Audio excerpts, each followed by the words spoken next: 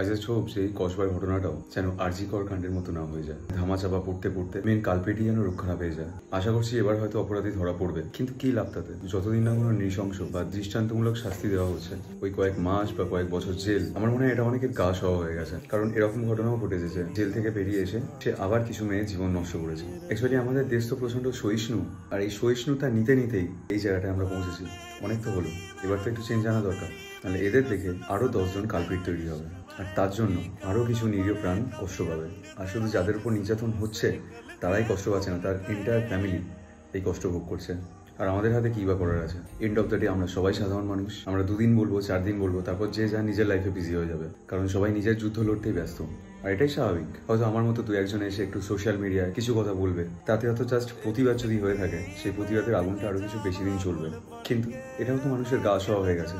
কারণ ওপর মহলে যারা বসে আছে, যারা এদের বাঁচায়, তারাও জানে যে 1 মাস, 2 মাস, 1 বছর, 2 বছর, আর তারপর মধ্যবিত্ত মানুষ নিজের চিন্তা নিয়ে ব্যস্ত হয়ে যাবে। তো আমার পার্সোনালি মনে হয় যতদিন না কোনো কঠোর শাস্তির ব্যবস্থা করা হবে আর এডুকেশন সিস্টেমে কিছু চেঞ্জেস আসবে, সেরকম জিনিস চলতেই থাকবে। ইভেন এই দায়িত্বগুলো আমার আপনারও। বাড়ির যে কোনো বাচ্চা, তাদের শেখান যে ছেলে হলে মেয়েকে আর মেয়ে হলে ছেলেকে প্রপার সম্মান করতে। অ্যাটলিস্ট যে যেই সম্মানের অধিকারী। দেখা যাক এই কালপিটের কবে শাস্তি হয়। আমি তো পার্সোনালি চাই এর ফাঁসি হোক, বাট লেটস সি। জয় হিন্দ।